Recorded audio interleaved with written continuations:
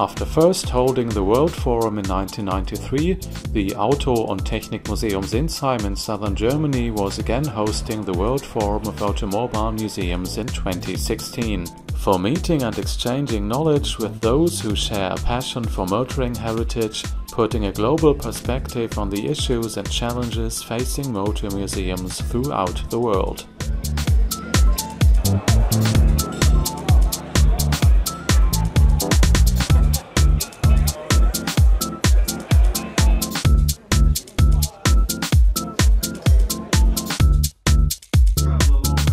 It's a great honor for me to welcome this international meeting, return to Sinsheim after 23 years. It's been almost 30 years since Edward Lord Montague had an idea about bringing the world's motor museums together. As Mike said, Lord Montague hosted and founded the first World Forum in 1989. And was very much involved in the museum and the heritage car movement throughout his life until he died just over a year ago on 31st of August last year. This is one of the very few theatres in the world where we have deployed a new generation laser-based projection system. Technology is still a very integral part of what we do. This was the biggest research and development process that we went through the years, and I'm very pleased now to show you a taste of what an IMAX theatre of this profile is capable of showing.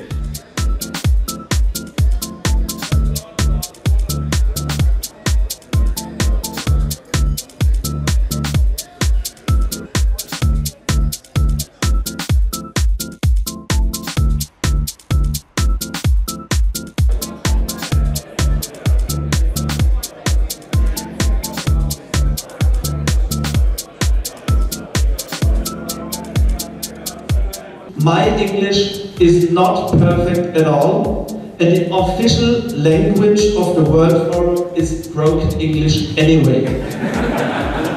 And after a glass of good German wine or good German beer, I'm pretty sure that all these barriers will fall down in the evening. There are many different opportunities from the kiosk-based systems to more traditional, like the older technology now, through to tablet and smartphones. Some systems perhaps using positioning technology such as Bluetooth low energy beacons or Wi-Fi triangulation.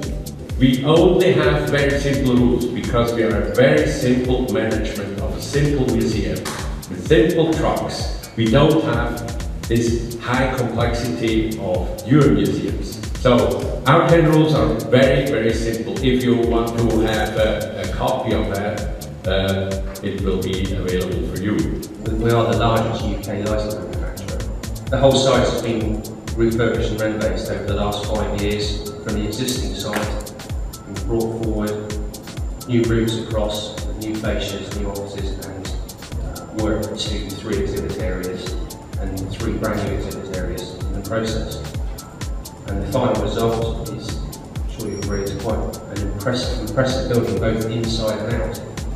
In July 1914, Delage, who had a fantastic record in both luxury and competition vehicles, introduced a brand new radical vehicle called Type S to the French Grand Prix in 1914 in July. There's only a single supplier, and that car is the car that resides in Australia.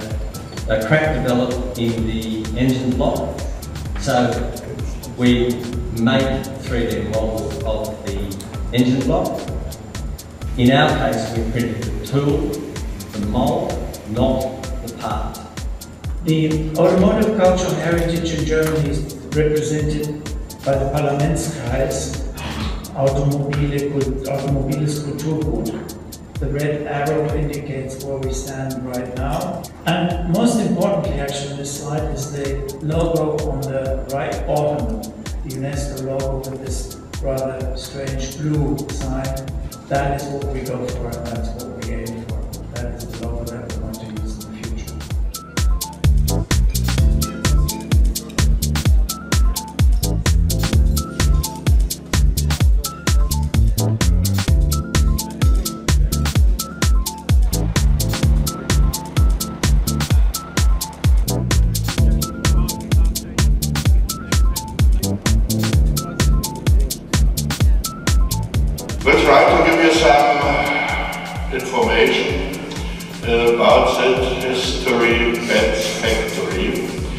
was in the year 1885 when Carl Benz constructed his three-wheeler motor car. You can see it here on the left side. And he got a patent on 29th of January. It's a little bit like being on a big bicycle.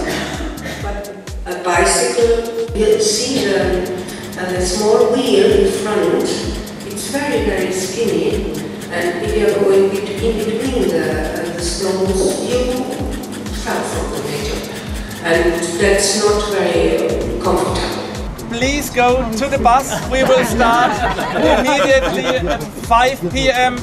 going for our dinner this evening at Winery Heidlinger.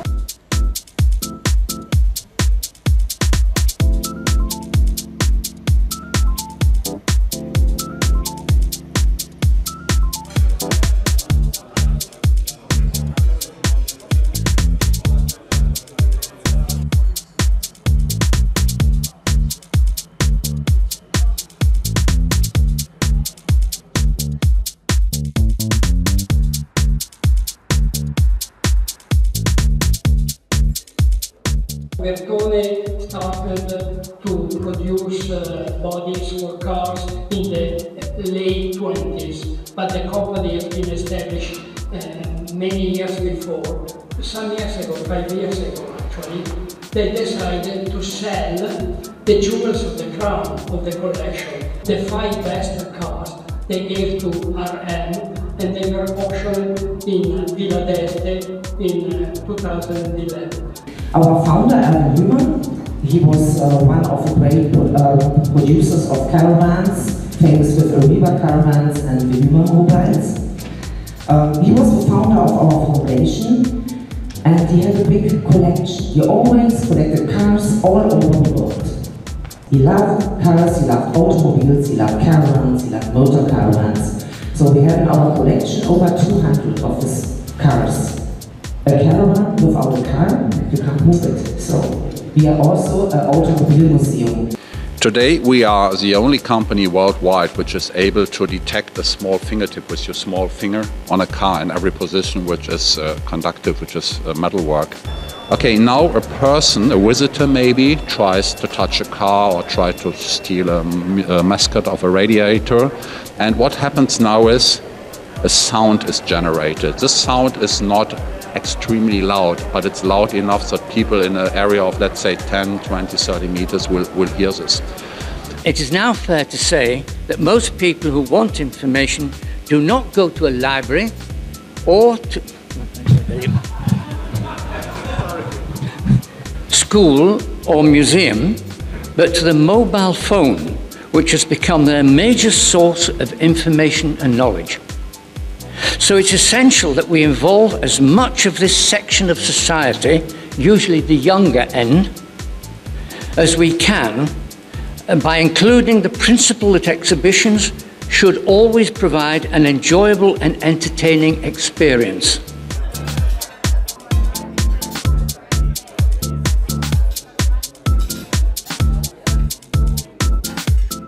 So this is the result, our £4 million building. Very, very different from the museum building itself, and deliberately so. Architecturally wanted it to look modern, and inside the building, again, deliberately, it's not a museum. This is really a storage facility. It's the place where we work on the collection. Just organising the launch event was a task in itself, and you could spend 10 minutes talking about the pros and cons of who to invite and who not to invite. You can see this is our main leaflet that we use for to send out to tourist information centres and hotels and places like that. And you can see that we've gone squarely with a family audience. The automobile has been a central element in the development of the 20th century, and it has maintained a close relationship with society. This importance results not only in the existence of specific motor museums and collections, as well as a whole army of car enthusiasts that preserve and exhibit part of our past, but also in the presence of motorcars in museums of diverse typology. 4 decades ago, a young boy in Hyderabad, India, decided he wanted to build his very own cars someday. Home to some of the wackiest and strangest automobiles to ever exist, the Sudhakar's Museum today is the only handmade wacky car museum in the world.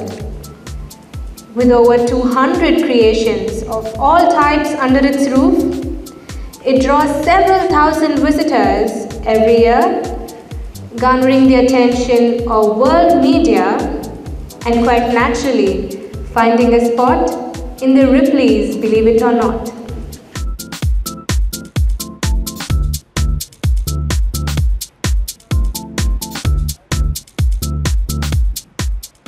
How do you like it here? It's really hot here. It's like a sauna. Bugatti was an Italian from Milan, born in 1881. Yep. Came to France, to Sinsheim in the Alsace, and he set up his own factory.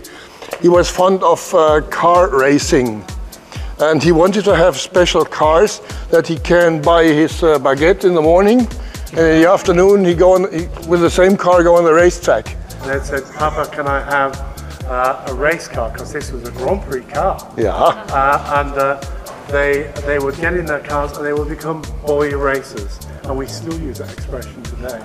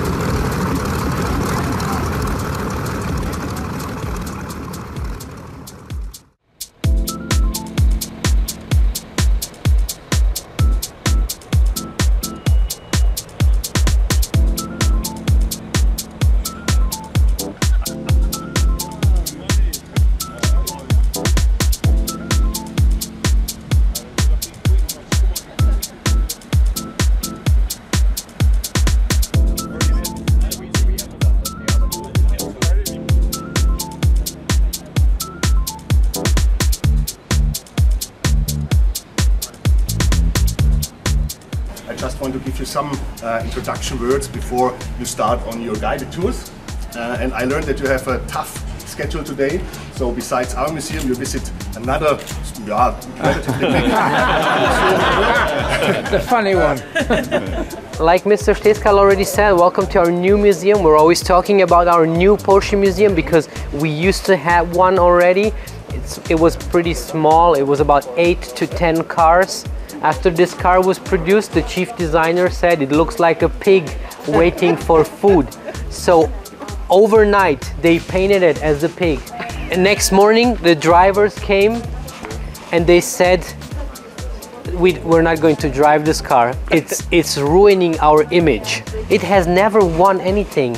It has even finished the race, but everybody knows the pig.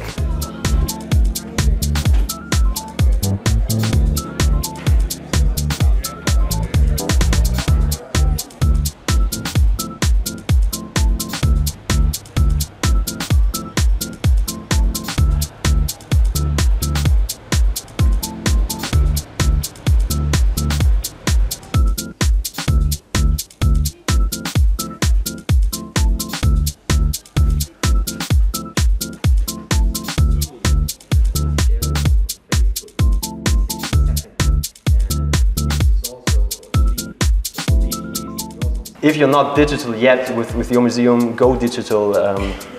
You have to do it, invest in reach, do video and live streams on social media, because live streams is more than videos at the moment, the thing you have to do on Facebook. Be flexible, because the environment is changing pretty fast on social media, basically, you have to come up with new ideas every half a year and reach your audience at scale. This is a carriage with an engine. If you have a bicycle with an engine, you don't have a motorbike particularly. And this was a totally new way to move around. In 1889, now Mr. Daimler and Mr. Benz are obviously competitors on the same market. They both want to sell their cars. And as it is today, Mr. Daimler had a look at what makes the Benz thing so successful, and he decided to copy the light bicycle build-up. When we arrive in Sinsheim at the hotel, you can take 15-20 minutes of your time. If you want, go to your hotel room, refresh yourself a little bit, and then when you did this, come back to the hotel dining room, and then we have dinner this evening. We will have a buffet this evening, so I'm pretty sure it will not take as long as yesterday, because I'm sure that everyone is really hungry after this very long day.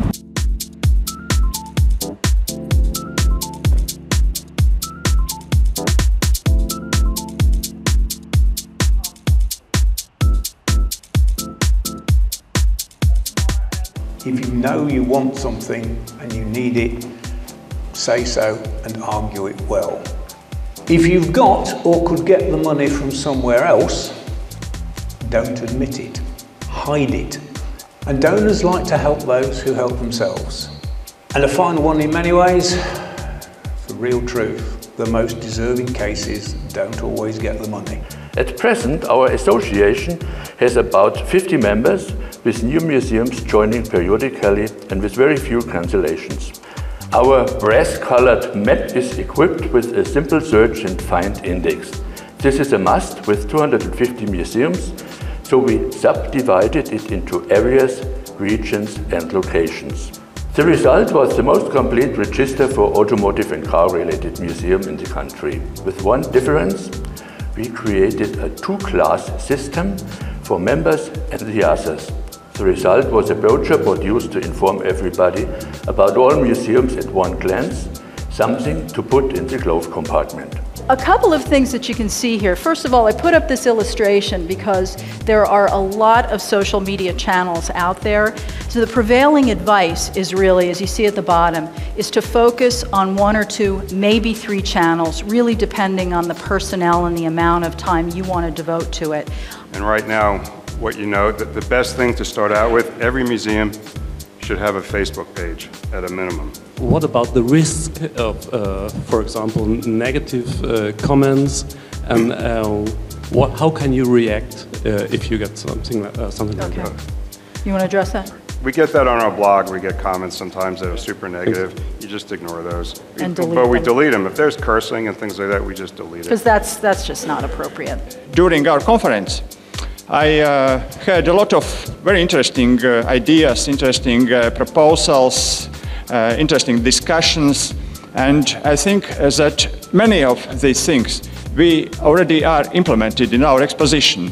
I just want to mention, by the way, that this is going to be a presentation about our unique situation. This is what we did in Los Angeles with the kind of market that we believe we're speaking to, the kind of management that we have, the kind of place that our senior managers thought we should be. A distinct theme was selected for each floor. Third floor was going to be history, second floor industry, first floor artistry. Judging from the looks on the faces of our visitors, we seem to be on the right track.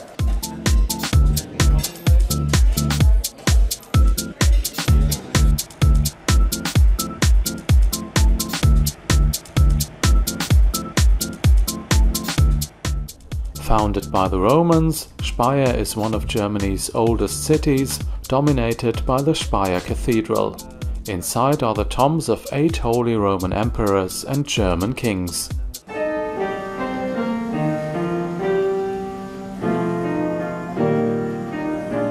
as next we want to show you our Hopfeld double violin.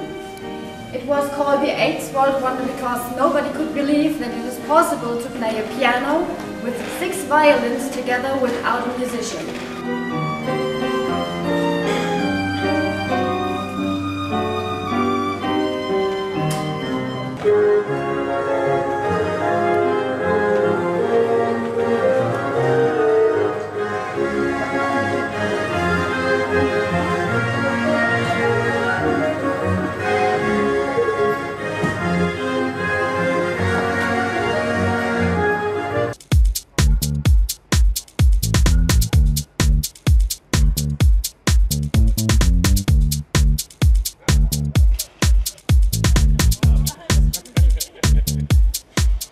Here in this picture you see the overview of the space hall with the Buran as the centerpiece, the Russian space shuttle.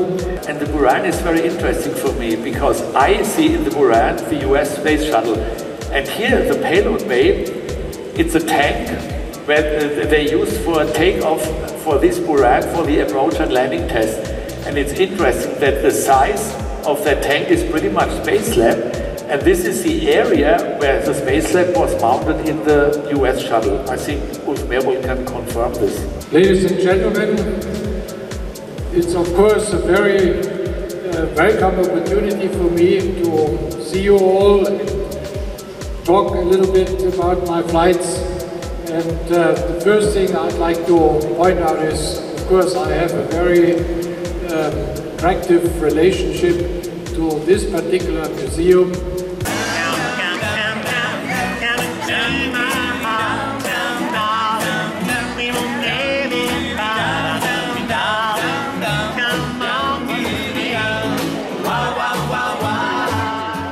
Now we are on the end of an exciting week. There were many contacts.